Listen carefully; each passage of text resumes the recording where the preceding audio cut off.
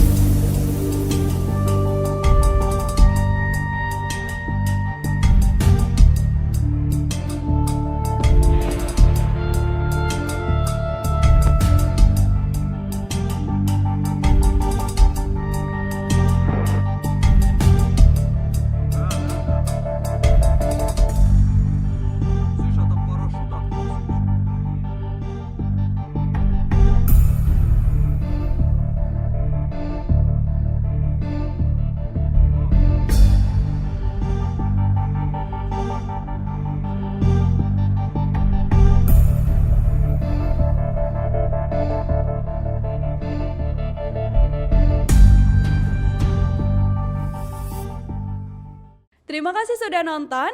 Jangan lupa like, subscribe, dan share ya.